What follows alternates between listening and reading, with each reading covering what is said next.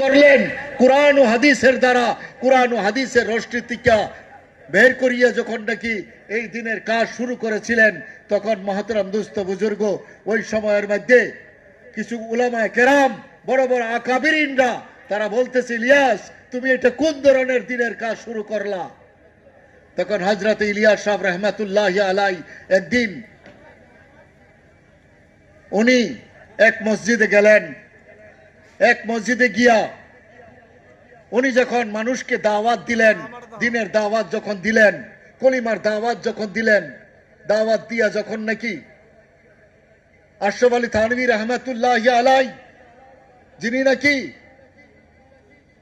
এই ভারতের জমিনের মধ্যে বহুত বড় উলামার মধ্যে সমার হইতেন, উনার মহল্লায় হযরত ইলিয়াস সাহেব রহমাতুল্লাহি আলাইহি মানুষকে দাওয়াত দিয়ে যখন আনলেন, আনার পরে যখন নাকি বললেন যে তোমরা কলিমা কও, মুসলমানের যেটা পেহচান, এই কলিমা লা ইলাহা ইল্লাল্লাহ পড়ো, কারো মুখের দ্বারা কলিমা বের হয় না। ওই সময়ের মধ্যে থানভী রহমাতুল্লাহি আলাইহি বললেন, ইলিয়াস এই কাজ তো আমার ছিল, আমি তো তোমার বিরোধিতা করতেছিলাম, কিন্তু আজকে তো দেখি এই মানুষ যদি কলিমা ছাড়া মরে যাইতো তো জাহান্নামের খড়ি হইলে জাহান্নামের মধ্যে গেলে হইলে, কিন্তু তুমি তো ভালা কাম আরম্ভ করছো, তুমি তো বিরাট ভালা কাম আরম্ভ করছো। তো মহতরম দুস্থ বুজুর্গ, এখনো পর্যন্ত বহুত লোক আছে যেনারা এখনো কলিমা ভালো করে পড়তে পারে না, এখনো কলিমা পড়তে পারে না। এই যে দিনের মেহনত শুরু হয়েছে, এই মেহনত শুরু হওয়ার পরেও প্রায় 100 বছর ধরে মেহনত চলতেছে, কিন্তু এখনো মানুষ কলিমার থেকে সরিয়ে আছে। তো মহতরম দোস্ত বুজুর্গ, প্রত্যেকজন মানুষেরই দরকার এই মেহনত করার জন্যে।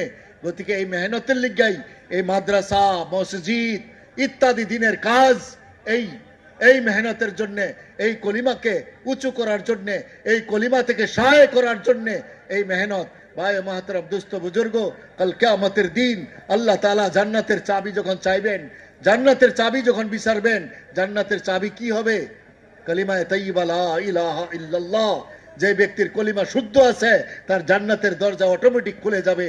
আর যারা আমরা কলিমা শুদ্ধ করে এখনো ঠিক করতে পারি নেই, আমাদের জন্য বড় জান্নাতের দরজা খোলা কঠিন হয়ে যাবে। গতিকে মহতরম দোস্ত বুজুর্গ, এই কলিমা শুদ্ধ করার জন্যই আজকে এই মাদ্রাসা, আজকে সব কিছু মেহনত একমাত্র এই কলিমাকে শুদ্ধ করার জন্যে। ভাই মহতরম দোস্ত বুজুর্গ, আমাদের মৌকা, আমাদের এখন সুবিধা এসছে, আমাদের কত ধরনের সুবিধা। এই যে এখন এই যে